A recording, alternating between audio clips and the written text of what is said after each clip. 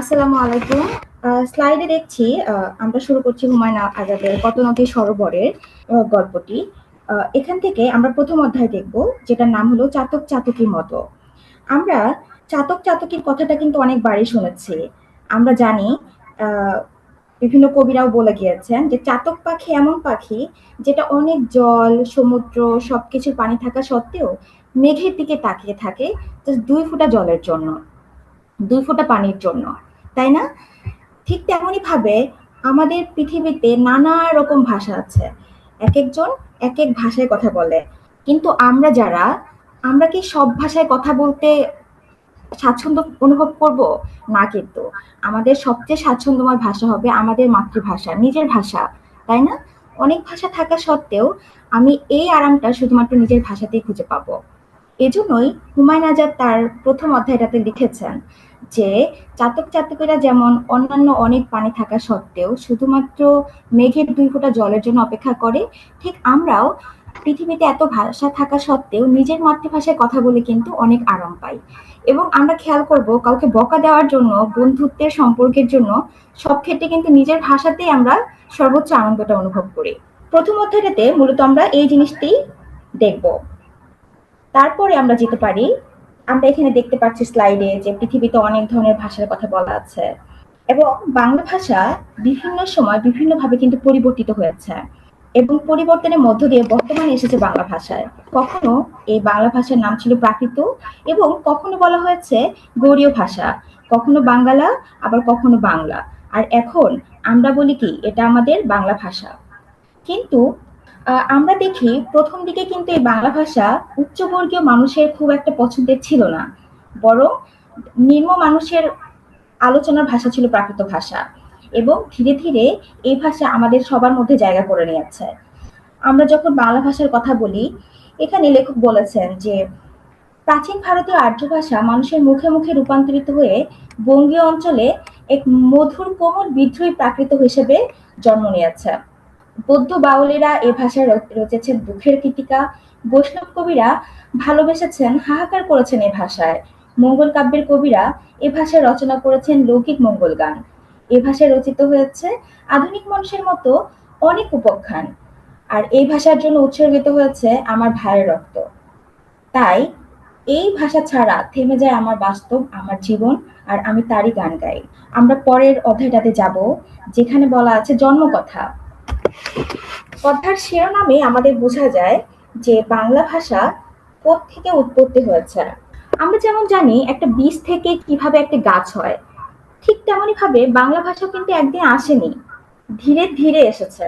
এখানে বলা হয় যে সংস্কৃত দুইটা মতামত আছে, কেউ বলে সংস্কৃত ভাষা থেকে এসেছে, আবার কেউ বলে প্রাকৃত ভাষা থেকে এসেছে।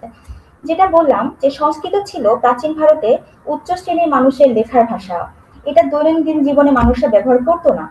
কিন্তু প্রাকৃত ভাষা সেটা ছিল সাধারণ মানুষের মুখের দৈনন্দিন কথ্য ভাষা এবং সাধারণ এই প্রাকৃত ভাষা থেকে মূলত জন্ম হয়েছে বাংলা ভাষার এবং ব্যাকরণবিদদের এই মতামতটাই রয়েছে। এবং ভাষার ক্ষেত্রে অন্যতম অবদান যারা রেখেছেন তাদের মধ্যে আমরা দেখব জর্জ আব্রাহাম গিয়ারসনকে। তিনি বলেন বহু প্রাকৃতের একটির নাম মাগধী প্রাকৃত এবং মাগধী প্রাকৃতের পূর্বাঞ্চলীয় রূপ থেকেই আসলে জন্ম নিয়েছে এই বাংলা ভাষার। তারপর যদি ভাষা বিজ্ঞানীদের আরেকটা কথা বলা যায় যে ইন্দ্রো ইউরোপীয় ভাষা বংশ বা ভারতীয় ইউরোপীয় ভাষা বংশ থেকেও আসলে জন্ম নিয়েছে। এখানে আমরা যদি দেখি বৈদিক ও সংস্কৃতিকে বলা হতো প্রাচীন ভারতীয় আর্য ভাষা এবং এই ভাষাসমূহকে একত্রে ইন্দো ইউরোপীয় ভাষা বংশ বলা হতো। এখানে আমরা একটা চার্ট দেখতে পাচ্ছি যে কিভাবে ইন্দো ইউরোপীয় ভাষা থেকে বাংলা ভাষার আসলে একটি সারি চলে এসেছে।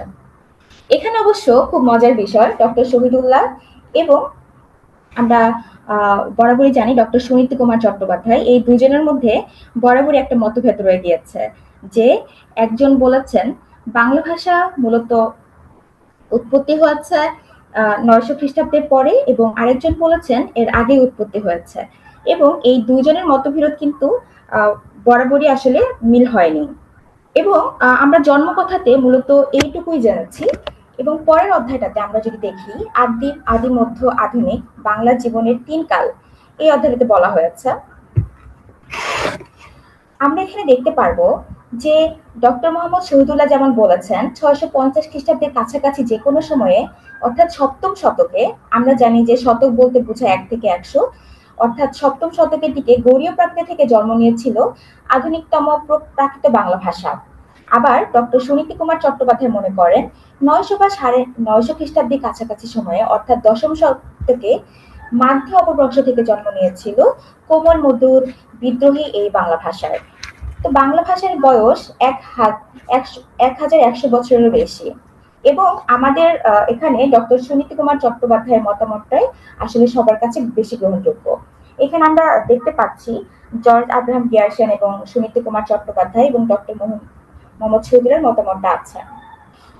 পরবর্তীতে আমরা যদি আরেকটু দেখি, পরবর্তী অধ্যায়ে আমরা দেখব গঙ্গা যমুনা মাঝেরে বই নাই, তাই না?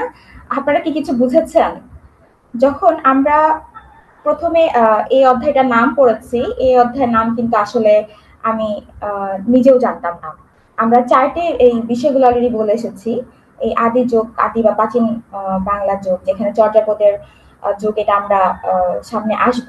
আচ্ছা, এই এই জায়গাটা বলি, গঙ্গা যমুনা মাঝেরে বই নাই, এই কথাটা যখন আমি শুনেছি আমি কিন্তু বুঝিনি যে এটার অর্থ কি। আপনারা মনে হয় কেউ অর্থ বুঝবেন না, এটাই স্বাভাবিক। কিন্তু এটা যদি বর্তমান অর্থ বলি যে গঙ্গা ও যমুনার মাঝখানে নৌকাটি বাহিত হয়, এই অর্থ কিন্তু আমাদের কাছে খুবই সুপরিচিত, তাই না? এবং চর্যাপদের বিষয়টি আমি একটু স্কিপ করেছি, আমি সামনে ওটা অ্যাড করে দিচ্ছি। চর্যাপদ যেহেতু প্রাচীন বাংলার ভাষা ছিল, তাদের শব্দগুলো এমন ছিল যে মানুষ আসলে সেই ভাষাগুলো বুঝতে পারতো না। শান্তাপু, আপনি কাইন্ডলি একটু আগের কিছু স্লাইডে যাবেন চর্যাপদের। আমি একটু স্কিপ করে গিয়েছি। বাংলা জীবনের ৩ কাল, এখানে আমরা ৩টা কাল সম্পর্কে জানবো। একটা হলো প্রাচীন যুগ, একটা হলো মধ্যযুগ এবং এটা হলো আধুনিক যুগ, যেটা আমরা সবাই জানি। তাহলে প্রাচীন যুগটা কিভাবে শুরু হয়েছে? বাংলা ভাষা থেকে হঠাৎ করে তো আসেনি, তাই না? যখন বাংলা ভাষা থেকে ধীরে প্রথমে যেটা পাওয়া গিয়েছে সেটা হলো চর্যাপদ। চর্যাপদ থেকে আজকের এই বাংলা ভাষা। চর্যাপদকে মূলত বলা হতো আলো আধারী ভাষা। আলো আধারী অর্থ কি? যেটা অর্ধেক আলো এবং অর্ধেক অন্ধকার। অর্থাৎ অর্ধেক কথা বোঝা যেত এবং অর্ধেক কথা কিন্তু বোঝা যেত না, তাই না? তো যখন মানুষ আসলে বাংলা ভাষার রূপ নিয়ে অনেক অনুসন্ধান করছিল, ঠিক তেমনই ভাবে বলা যায় ১৯০৭ খ্রিস্টাব্দে মহামহোপাধ্যায় হরপ্রসাদ শাস্ত্রী, তিনি এই চর্যাপদ আবিষ্কার করেন এবং উনি নেপালে যান। নেপাল থেকে আসলে গ্রন্থশালা থেকে এই চর্যাপদটা আবিষ্কৃত হয় এবং ১৯১৬ খ্রিস্টাব্দে বঙ্গীয় সাহিত্য পরিষদ থেকে ১০০০ বছরের পুরাণ বাঙ্গালা ভাষার গদ্য গান ও দোহা নামে এই প্রকাশিত হয় এবং এ বইতে সংকলিত হয়েছিল ৪টি বই। যদি বইগুলোর নাম বলি, চর্যাচর্য বিনিশ্চয়, দোহাকোষ, কৃষ্ণাচার্যের দোহাকোষ এবং ডাকার্ণব। এবং এই চর্যাচর্য বিনিশ্চয় এর গানগুলোই কিন্তু লেখা হয়েছিল আদি যুগের বাংলা ভাষায় এবং এই বই প্রকাশের পর সাড়া পড়ে যায় বাংলা পণ্ডিত সমাজে। এখন সেই চর্যাচর্য বিনিশ্চয়ের নামগুলোই হলো চর্যাগীতিকোষ এবং সেগুলোই চর্যাপদ নামে পরিচিত ও খুবই প্রিয়। এখানে আমরা চর্যাপদে অনেক ধরনের কবির নাম পাই, কান্নপা, দুইপা, কুকুরিপা, সরপা, সবারপা। কেউ কেউ হচ্ছেন অনেকগুলো গান লিখেছেন, আবার কেউ মাত্র ২টি গানে লিখেছেন।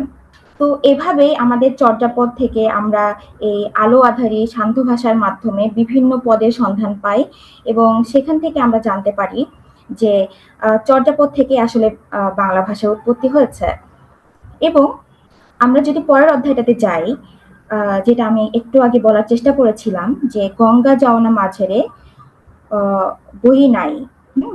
এই অধ্যায়টা আমরা বিভিন্ন বিষয় জানতে পারবো যে চর্যাপদের কবিগণ বিভিন্ন ভাষায় কবিতা লিখে গিয়েছেন এবং এখানে কয়েকটা আমি লাইন যদি বলি যে এটা কি আমাদের আসলে আমাদের বোধগম্য কিনা।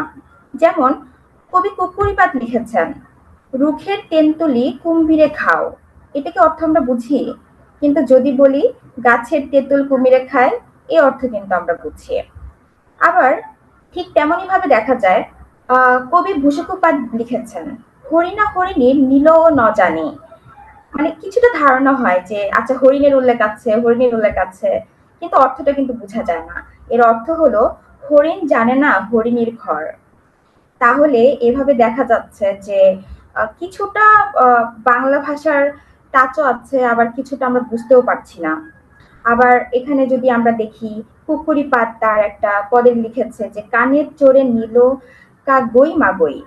অর্থাৎ এখানে তার অর্থ হলো যে তার কানে যে চোর যে নিল সে এখন এটা কোথায় খুঁজবে, তাই না? তো এই সকল আলো আঁধারি যে পদগুলো আছে, তাহলে এটা থেকে বাংলা ভাষা কিভাবে আসলো, কিভাবে সেটা প্রমাণ দেওয়া যায়? এখানে কবি খুব লেখক খুব সুন্দর করে উল্লেখ করেছেন সেই গবেষণাটা, যে যদি দেখা যায় এই পদগুলোর মধ্যে ইলো প্রত্যয় আছে, ইবো আছে। যেমন আমরা বর্তমানে ভবিষ্যৎকালের ক্ষেত্রে কথা বলার জন্য কি বলি? আমি করিব, আমি নাচিব, ইব, তাই না? তো সেখানেও কিন্তু ইব কথাটা দেখা যায়। আবার এখানে আছে কোনো কথা যে ইল, যে আমরা বলি লক্ষণ করিল, তাহারা আসিল, ঠিক তেমনই ভাবে সেই পদগুলোতে ইল প্রত্যয়ের দেখা পাই। এভাবে বাংলা গ্রামারকে, ব্যাকরণকে অনুসন্ধানের মাধ্যমে আসলে ব্যাকরণবিদরা প্রমাণ করেছে মূলত চর্যাপদ থেকে আমাদের আজকে এই বাংলা ভাষার উৎপত্তি হচ্ছে।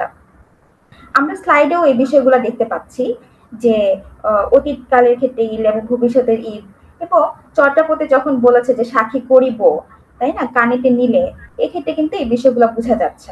ঠিক তেমনই ভাবে এখানে আরেকটা শুধু আমি একটু ইনফরমেশন বলে দিচ্ছি যে 1159 সালে সবানন্দ বন্দ্যোপাধ্যায় লিখেছিলেন যে আহ, ওনার একটা নাম ছিল অমর কোষের টিকা, যে টিকার নাম হলো টিকা সর্বস্ব, এবং এখানে উনি অনেক সংস্কৃত শব্দের প্রতিশব্দ রূপে ব্যবহার করেছিলেন 300-র মতো দেশি শব্দ। এবং এই টিকায় পাওয়া যায় ফড়িঙ্গ, যেটার বর্তমান নাম ফড়িং, ডাস, দ্বারকাক, যেটা বর্তমান নাম দ্বারকাক, এবং সিঙ্কল, যেটার বর্তমান শিকল, ইত্যাদি। অনেক ধন্যবাদ সবাইকে। আমার মূলত প্রেজেন্টেশনের জায়গা ছিল এই 3টি অধ্যায় নিয়েই, এবং এটা আমার আসলে প্রিভিয়াস স্লাইড।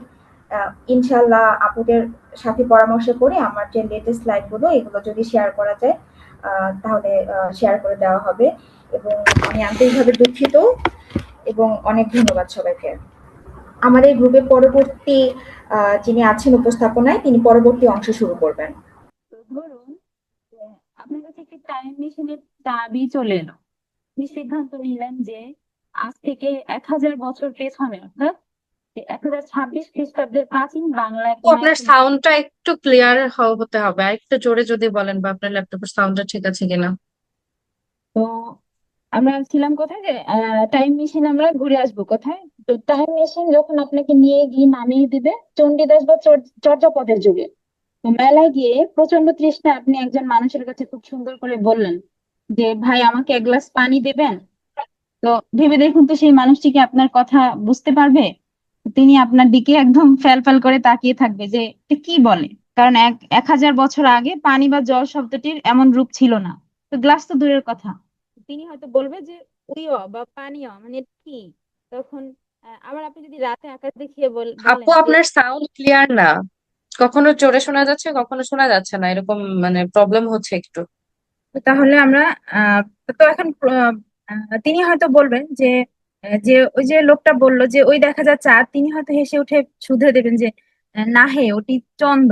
তো সেই মানুষটি যদি যে আমাদের ক্লাসে এসে বসে, তিনি কি আমাদের ভাষা বুঝতে পারবেন?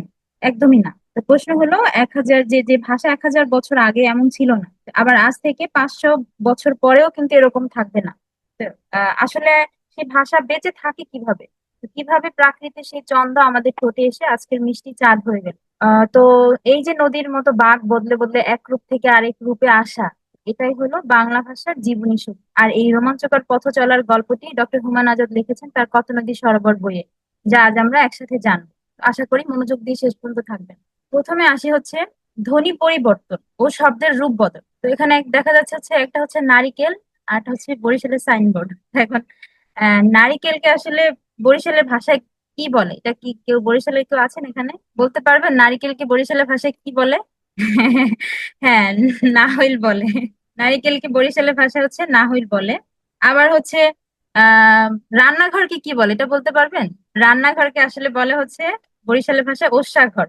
তো এভাবে আসলে ধ্বনির পরিবর্তন গুলো হয়, আসলে ধ্বনির পরিবর্তন আর শব্দের রূপ বদল গুলো এভাবে বিভিন্ন অঞ্চল ভেদে এগুলো দেখা যায়। তো এই যে ধ্বনি পরিবর্তন ও শব্দের রূপ বদল, এটা হচ্ছে ভাষার একটা এটার একটা ঐতিহাসিক ক্রম আছে। প্রথমে এসেছে প্রাচীন ভারতীয় আর্য ভাষা থেকে, এটা হচ্ছে বৈদিক বা সংস্কৃত, তারপর হচ্ছে প্রাকৃত, তারপর এখান থেকে এসেছে আমাদের আধুনিক বাংলা। তো ধ্বনি পরিবর্তনের আসলে কারণটা কি? কারণটা হচ্ছে মানুষ উচ্চারণের সুবিধার্থে বা স্বাচ্ছন্দ্য বজায় রাখতে কঠিন ধ্বনিকে সহজ করে ফেলে।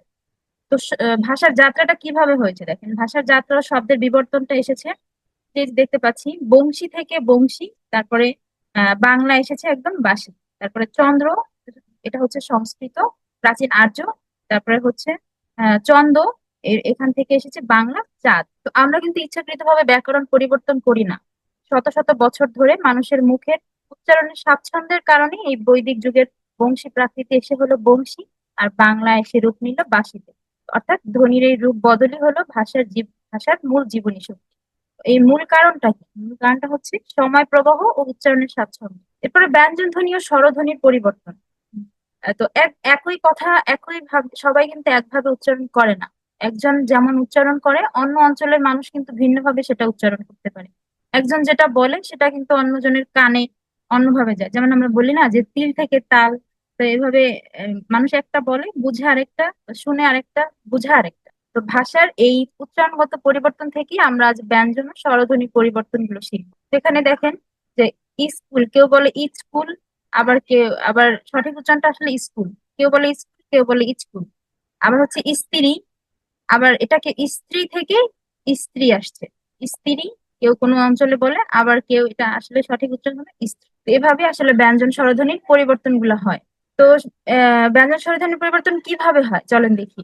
তো একটা প্রথম হচ্ছে যুক্ত ব্যঞ্জনের সরলীকরণ। এটা হচ্ছে তিন ভাবে হয়: যুক্ত ব্যঞ্জন, যুগ্ম ব্যঞ্জন, একক ব্যঞ্জন। তো যুক্ত ব্যঞ্জনটা কি? যুক্ত ব্যঞ্জন হচ্ছে যেখানে দুটি আলাদা ব্যঞ্জন যুক্ত থাকে। যেমন এই যে হস্ত, এখানে আলাদা আলাদা শব্দ বর্ণ হচ্ছে স এবং ত।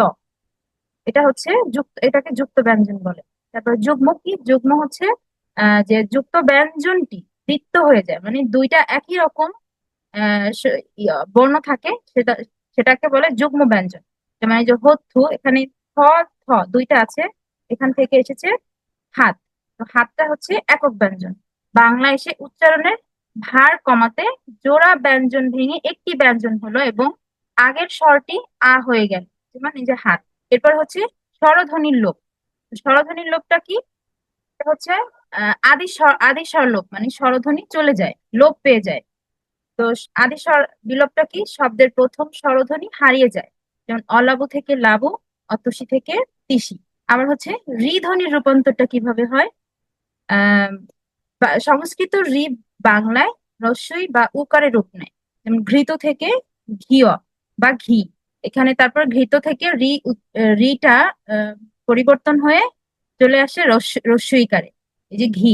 আর বৃক্ষ থেকে এখানে রিটা চলে গিয়ে বা লোপ পেয়ে এখানে হয়েছে রুক। তো এখানে রস্যকারে পরিণত হয়েছে। তারপরে আসে নাসিক্য ভবন। তো নাসিক্য ভবনটা কি? উচ্চারণ সহজ করতে কেউ নাকে যায়, আবার কেউ হারিয়ে যায়, আবার কেউ অনুনাসিক হয়, আবার কেউ যুক্ত ব্যঞ্জন ছেড়ে দেয়। তো উচ্চারণের সুবিধায় শব্দের রূপ বদলে যায়। তো এখানে চম্পক থেকে চাপা, এখানে চম্পক থেকে চাপার যে মটা কোথায় গেল? এই যে উও, এই শব্দটা আহ ভিতরে ছিল যে চম্পক, এখানে যে উওটা উচ্চারণ হয়েছে এটা আমাদের চন্দ্রবিন্দুতে রূপ নিয়েছে। তো অক্ষরটা আসলে কোথায় গেল? চলুন আমরা রহস্যটা খুঁজে বের করি। তো নাসিক্য ভবনটা কি? শব্দের মধ্যবর্তী যে নাসিক্য ব্যঞ্জন ধ্বনি ও, ইয়, ন, ন, ম, এগুলা লোপ পেয়ে যায়, মানে এগুলা চলে যায়। পেয়ে যদি আগের স্বরধ্বনিটি নাকের সাহায্যে উচ্চারিত হয় তখন তাকে নাসিক্য ভবন বলে। তো বাংলা এর স্মারক চিহ্নটা কি? এই যে চন্দ্রবিন্দু। তো উদাহরণ হিসেবে দেখি: চম্পক থেকে চাপা, সন্ধ্যা থেকে সাজ, বন্ধা থেকে বাজা। এটাই হলো নাসিক্য ভবনের পরিবর্তন। এরপর আসে হচ্ছে শুরুর, শব্দের শুরুতে যে যুক্ত ব্যঞ্জন থাকে, শুরুর যুক্ত ব্যঞ্জন হ্রাস। তো উচ্চারণ সহজ করতে শব্দের শুরুতে থাকা যুক্ত ব্যঞ্জন ভেঙে একটি একক ব্যঞ্জনে পরিণত হয়। একক ব্যঞ্জনটা তো আমরা পেছনে দেখে এসেছি যে উচ্চারণ আমাদের সুবিধা করার জন্য একক ব্যঞ্জনটা হয়। এখানে ব্রাহ্মণ থেকে বামন, ব্রাহ্মণ থেকে বামনটা আমাদের সহজ ভাষা করার জন্য বামন আমরা উচ্চারণ করি। এরপর হচ্ছে প্রতিবেশী থেকে পড়শি, এটা আমাদের সহজ ভাবে উচ্চারণ করার জন্য প্রতিবেশী থেকে পড়শিতে চলে এসেছে। আবার স্নেহ থেকে নেই, এটা স্নেহ বলতে যেমন কঠিন লাগে, এটা সহজ আমাদের করার জন্য তো নেই এসেছে। অর্থাৎ আমাদের ভাষাকে সুন্দর সহজ করার জন্য উচ্চারণের সুবিধার্থে এই যুক্ত ব্যঞ্জন গুলো হয়, এগুলো ভেঙে যায়। এরপরে আসে হচ্ছে সর্বনাম পুরুষ। তো সর্বনাম পুরুষ কি? আমি, তুমি, সে। তো আমি কে, তুমি কে, সে আবার কি? তো চলুন পরিচয় করি বাংলা সর্বনামের সঙ্গে। তো আমি নিজেকে বলি আমি, আবার তোমাকে বলি তুমি, আর ওকে বলি সে। তো সবাই দেখেন, সবাই আঙুল তুলছে যে কিন্তু আসলে কে আমি আর কে তুমি আর কে সে? তো একই মানুষ, ভিন্ন পরিচয়, আর পরিস্থিতি বদলালেই সর্বনামও বদলে যায়। এখন পুরুষ ও সর্বনামের হচ্ছে তিনটে স্তর: উত্তম পুরুষ, মধ্যম পুরুষ এবং প্রথম পুরুষ। উত্তম পুরুষ কারা?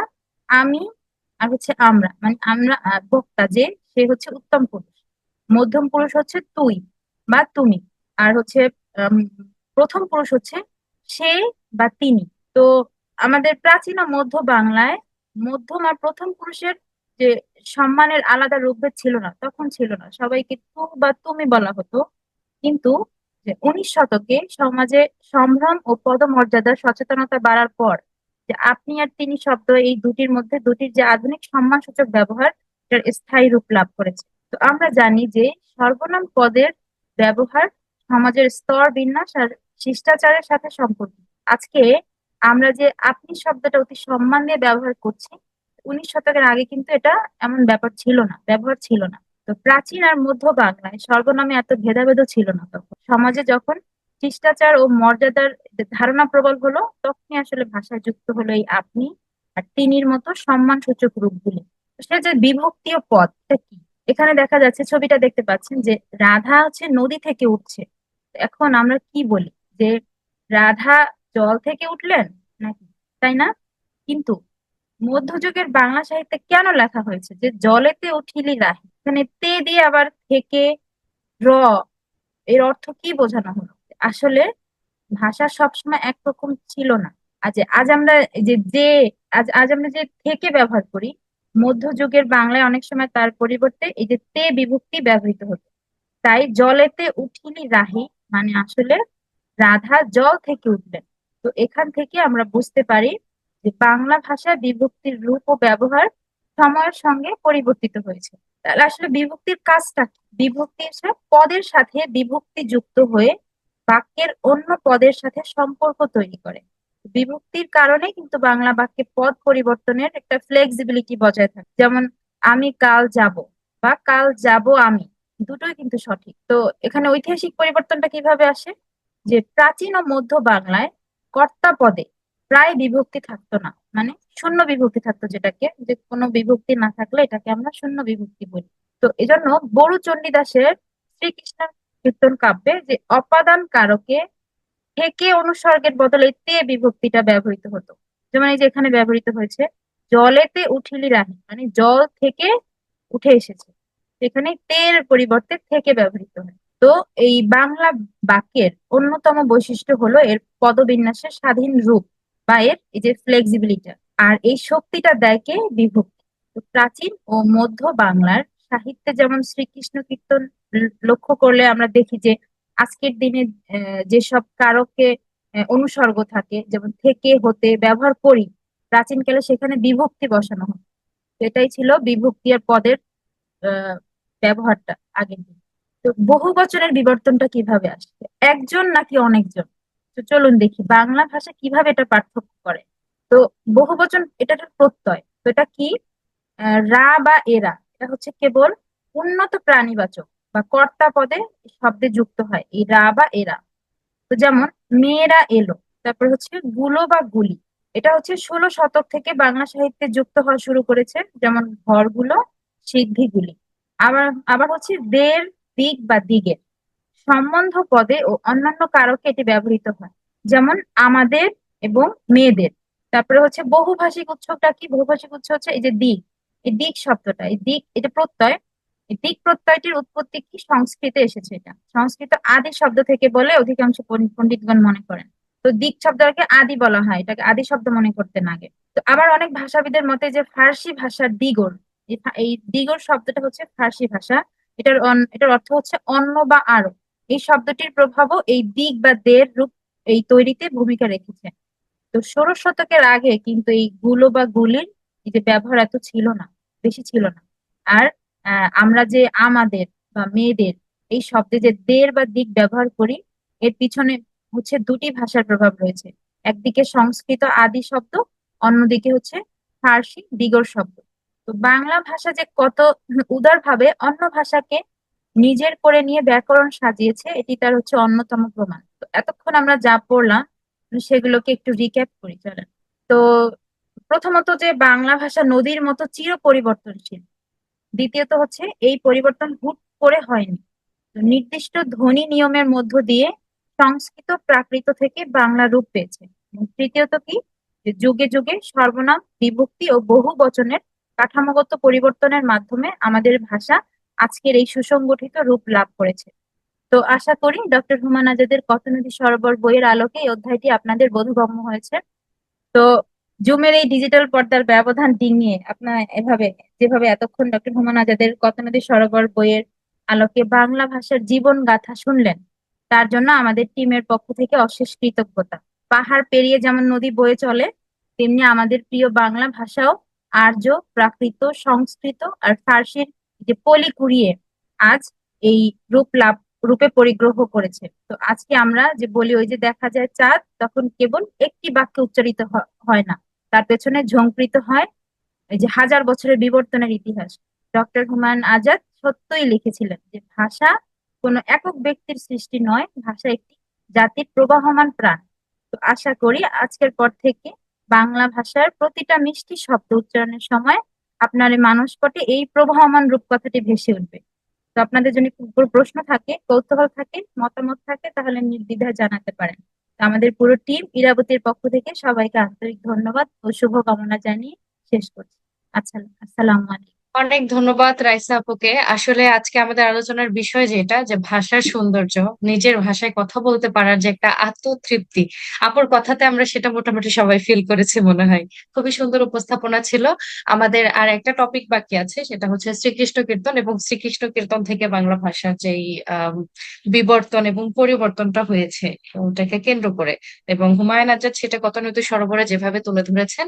তো আমি এখন স্ক্রিন শেয়ার করছি। নিঝুম আপু, আপনি এখন শুরু করতে পারেন আপনার প্রেজেন্টেশনটা। শুভ সকাল। টিম ইরাবতীর পক্ষ থেকে আমি মিষ্টি নিঝুম। বাঁশির সুর কার না ভালো লাগে, আমার তো ভীষণই পছন্দের।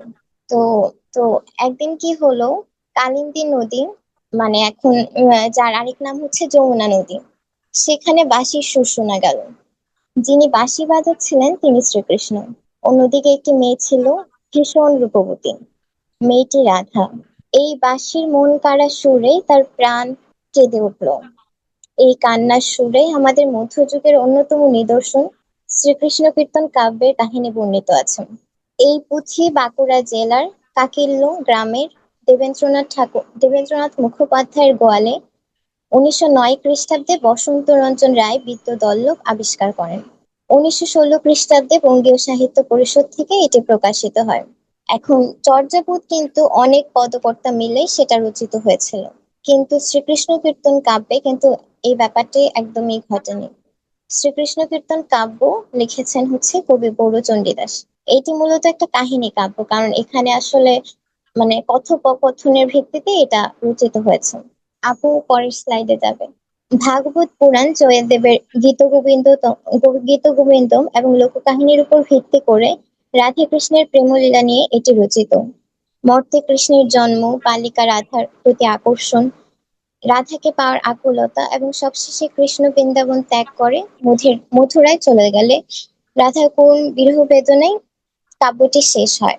শ্রীকৃষ্ণ কীর্তন কাব্য হচ্ছে 13টি খণ্ডে রচিত। এর হচ্ছে একটি খণ্ড হচ্ছে বংশী খণ্ড। এটা বংশী খণ্ডের একটা দ্বিতীয় পদ। শ্রীকৃষ্ণ কীর্তন কাব্য ভাষা কিন্তু তেমন কঠিন না। এখানে একটু একটু চেঞ্জ বা কিছুটা ছাঁটাই বাছাই ছাঁটাই করলেই আমরা এখন যে বাংলা ভাষায় কথা বলি সেটা পাওয়া যায়। আপনারা একটু খেয়াল করলে দেখতে পারবেন যে এখানে মূল পদ যেটা ছিল, কে না বাঁশি বায়ে বড়াই কালিনী বড়াই কালিনী নই কূলে। আর আধুনিক ভাষায় যখন অনুবাদ করা হচ্ছে সেটা হয়ে দাঁড়াচ্ছে, কে বাঁশি বাজায় বড়াই কালিন্দী নদীর কোলে। মানে অনেকটাই প্রায় মিল। তারপর সেকেন্ড লাইনে যদি যাই, কে না বাঁশি বায়ে বড়াই গোঠ কোলে। আধুনিকে কে বাঁশি বাজায় বড়াই গোঠ কোলে। আর থার্ড লাইন তো পুরোপুরি মিলে যায়, আকুল শরীর মোর বেআকুল মন। আধুনিক ও বাদে হচ্ছে, আমার শরীর আকুল আর মন ব্যাকুল। আমরা এখান থেকে বোঝা যায় যে শ্রীকৃষ্ণ কীর্তন কাব্য যে বাংলা ভাষারই অংশ, বা আমরা যে ওখান থেকে বাংলা ভাষাটা এসেছে বা ওখানে বাংলা ভাষার নিদর্শন রয়েছে সেটা বোঝা যাচ্ছে। আপু পরের স্লাইডে। শ্রীকৃষ্ণ কীর্তন কাব্যে সমষ্টিবাচক শব্দ বহুবচনে সম, সব, গণ, জন ইত্যাদি ব্যবহৃত হয়েছে। তৎসম শব্দের ব্যবহার রয়েছে। বিদেশি শব্দ প্রথমবার আরবি ফার্সি শব্দের ব্যবহার রয়েছে শ্রীকৃষ্ণ কীর্তন কাব্যে। স্ত্রীবাচক ক্রিয়া, কর্তা স্ত্রী হলে ক্রিয়াও স্ত্রীরূপ নিত। যেমন এখানে হচ্ছে গেলি রাহি উল্লেখ আছে। বহুবচন হিসেবে রার ব্যবহার হয়েছে। তেমনি শ্রীকৃষ্ণ কীর্তন কাব্যে শ্রীকৃষ্ণ কীর্তন কাব্য মূলত প্রাকৃত ও প্রাকৃত জাত শব্দের থেকে আসছে। এই শব্দরাশি মূলত বড় একটা অংশ বাংলা ভাষায় এখনো চলে। প্রচুর মূর্ধন্য ব্যবহৃত হয়েছে এর বানানে। চন্দ্রবিন্দু পাওয়া গেছে এখানে সেখানে। আপু পরেরটা। এখন এর আগে এখন শ্রীকৃষ্ণ কীর্তন কাব্য আবিষ্কার হয়েছিল আনুমানিক 14তম শতকে। আর চর্যাপদ ছিল হচ্ছে 10ম থেকে 12তম শতকের মধ্যে। কিন্তু এই যে মাঝামাঝি সময়টার মধ্যে 1200 থেকে 1350 পর্যন্ত সময়টাতে কিন্তু বাংলা ভাষায় সাহিত্যে তেমন কোনো কিছু পাওয়া যায়নি। তাই এই সময়টাকে সবাই অন্ধকার যুগ বলে বিবেচনা করেছেন, উল্লেখ করেছেন। আপু পরেরটা। মাতৃ প্রাকৃত থেকে বাংলা ভাষা এসেছে। এখন এই যে আমাদের ভাষার যে বৈচিত্র্য, প্রথমে একরকম ছিল তারপর আরেক রকম হয়েছে। এখানে দেখেন চর্যাপদে ছিল হচ্ছে বাংলা ভাষায়, তিনিও পাতে লাগিলি রে অনুহ কষণ ঘনই কাজে। চর্যাপদের ভাষাটা মূলত একটু উম হুমায়ুন আজাদ চর্যাপদের ভাষা সম্পর্কে বলেছেন যে, চর্যাপদের ভাষা শুনলে মনে হয় যে পদ্মার গর্জন।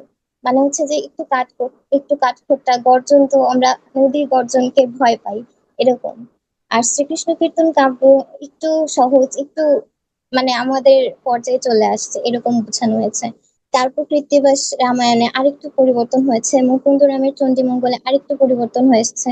এভাবে বিভিন্ন বিবর্তনের মাধ্যমে বাংলা ভাষাটা আসছে আজকের এখন বর্তমান পর্যায়ে। আপু এখানে হচ্ছে ধ্বনি যে আমরা উচ্চারণ করি, এই ধ্বনিগুলোর বদলের কথা উল্লেখ করা হয়েছে। বাংলার মূলে প্রাচীন ভারতীয় আর্য ভাষা। এখানে অনেকগুলো ধ্বনি আছে, স্বরধ্বনি, ব্যঞ্জন ধ্বনি। দেখেন স্বরধ্বনি কিন্তু তখন 13টার মতো ছিল, এখন তো আমরা 13টা পড়ি না, আমরা এখন 11টা পড়ি। এই যে এখানে একটা নয়ের মতো আছে, আমার মনে পড়ে যে ছোটবেলায় আমি না পড়লেও হয়তোবা দেখেছি আদর্শ লিপিতে। আপনারা কেউ নাম বলতে পারলে বলতে পারেন, আমার ঠিক এখন মনে আসছে না। আর ব্যঞ্জন ধ্বনি তো এখন যেগুলো সেগুলোই রয়ে গেছে। আপু পরেরটা। তখন অধ্বনির উচ্চারণটা হতো হচ্ছে চর্যা আয়ের মতো। ঐশীকে পদে আইসি বলতো। তারপর অকারণকে চর্যাপদে আকরণ বলতো। আবার শব্দের শেষে যদি অধ্বনিটা থাকতো তাহলে সেটা আবার মানে আলাদা করে আমরা যখন এখন মানে মিলিন বর্ণ বলি সব জায়গায়, কোনো কার না থাকলে এমনিতেই চলে আসে, আমাদের আর দিতে হয় না। অটা যদি আমরা বিলীন করতে চাই হসন্ত দেই, কিন্তু তখন কি করতো, তখন হচ্ছে অটা উল্লেখ করা হতো। অকারণকে অকারণ ও এভাবে বলা হতো। আবার ধ্বনির উচ্চারণটা কি হতো, ধ্বনির উচ্চারণটা এর মতো হতো। যেমন কোরিয়াকে কোরি ও এভাবে বলা হতো। রস্যই দীর্ঘই, রস্য দীর্ঘ, এই উচ্চারণে কোনো পার্থক্য ছিল না। এখন রি ধ্বনি উচ্চারণ করা হতো হচ্ছে উ এর মতো, যেমন রিজুকে উজু বলা হতো। তারপর দন্তন্য মূর্ধন্য, এটাতেও কোনো পার্থক্য ছিল না। নিজ নিজ সেমই রয়ে গেছে। তারপর আমাদের যে তিনটা স আছে, তালব্য শ, মূর্ধন্য ষ, দন্ত স, এগুলো উচ্চারণ স-এর মধ্যে করা হতো। শির, শীষ, শীষে, এইরকম ব্যাপারটা ছিল। তারপর অন্তস্থ জ-কে বর্গীয় জ-এর মতো করা হতো। যমুনা, যমুনা, যাইতে যাইতে, একই রকম আসলে ব্যাপারটা। এই তো, ধন্যবাদ। আবারও আমি অনেক বিরক্ত করেছি। তো যাই হোক, কিছুটা টেকনিক্যাল ত্রুটির হিসাবে যদি আমরা বাদ দিই, ওভারঅল আমাদের বুক রিভিউ সেশন কিন্তু খারাপ ছিল না। তো আমরা বলতেই পারি যে আজকের আলোচনা বা কত নদীর সরোবর বইটার রিভিউ এর পর আমরা বলতে পারি যে আসলে নদীর যেমন একটা উৎস নাই, তেমনি ভাষারও কোনো জন্ম মুহূর্ত বা নির্দিষ্ট কোনো উৎস নেই। হ্যাঁ, শতাব্দীর পর শতাব্দী ধরে অসংখ্য মানুষের জীবন, সংস্কৃতি, বিশ্বাস, সংগ্রাম এবং ভৌগোলিক পরিবর্তন এবং পারস্পরিক আদান প্রদানের মাধ্যমে একটি ভাষা গড়ে ওঠে, যেটার যাত্রা মোটামুটি আমরা অর্ধেকটা পার করলাম আজকে কত নদী সরোবর বইয়ের আমাদের তিনজন প্রেজেন্টার সুরাইয়া আপু, রাইসা আপু এবং নিঝুম আপুর উপস্থাপনার মধ্য দিয়ে। তো কত নদী সরোবর বাংলা ভাষার জীবনে আমাদেরকে ভাষার এক দীর্ঘ অভিযাত্রার এক সুখপাঠ্য একটা গল্প শোনাচ্ছে। তো হুমায়ুন আজাদ আমরা দেখলাম যে এই বইয়ে শুধু বাংলা ভাষার ইতিহাসকে তুলে ধরেন নাই, তিনি আমাদেরকে দেখাচ্ছেন যে ভাষাকে আসলে কোন দৃষ্টি দিয়ে দেখতে হয়, কিভাবে ফিল করতে হয়। তিনি দেখাচ্ছেন যে ভাষা কোনো স্থির বস্তু না, এটা একটা জীবন্ত বস্তু বা সত্তা যা সময়ের সাথে সাথে বদলায়। আমরা দেখলাম চর্যাপদ, আমরা দেখলাম হচ্ছে শ্রীকৃষ্ণ কীর্তন, তারপরে হচ্ছে বাংলা ভাষার যে নিঝুম আপু বললেন যে আহ জলেতে উঠিল রাহি, জল থেকে উঠলো নাকি জলেতে এসে নামলো বা ই করলো, এরকম একটা অর্থ। এরকম কিন্তু কারো কেউ আমরা পড়েছি যে রথেতে করিয়া মূর্ছিত হইয়া বীর রথেতে পড়িল। তো এটা নিয়েও কিন্তু অনেক বিতর্ক আছে যে তে বিভক্তিটা আসলে কোন অর্থে ব্যবহৃত হয়। সেটা আজকে ক্লিয়ার হয়ে গেল হুমায়ুন আজাদ বইয়ের এই বইয়ে এই তে বিভক্তির প্রয়োগের মধ্য দিয়ে, যে তে বলতে আসলে হইতেই বোঝায়, হইতে বিভক্তিটাই প্রকাশ করে। তো যাই হোক, অনেক ধন্যবাদ আমার টিম মেম্বার সহ যারা আজকে সেশনের শেষ পর্যন্ত ছিলেন, সবার প্রতি অনেক কৃতজ্ঞতা। আজকের এই সেশনের মাধ্যমে বা এই বইটা রিভিউয়ের মাধ্যমে আমরা যেন আবারও আমাদের অতীতকে বা আমাদের ভাষার শিকড়কে ভালোভাবে অনুভব করতে পারি, নিজের ভাষা এবং নিজের ইতিহাস এবং জাতি সম্পর্কে সচেতন হতে পারি, এবং আমাদের এই ভাষা ব্যবহার এবং এই ভাষায় কথা বলাতে আমরা যেন আরো আত্মবিশ্বাসী হয়ে উঠতে পারি। তো ধন্যবাদ আমার টিম ইরাবতীকে এবং আমাদের সাথে এখন পর্যন্ত যারা আছেন, যারা ছিলেন সবাইকে। তো আগামীকাল আমাদের প্রেজেন্টার থাকবে টিম ময়ূর রাখে, আমরা বইয়ের পরবর্তী অংশ তাদের উপস্থাপনার মাধ্যমে দেখবো। অনেক ধন্যবাদ সবাইকে।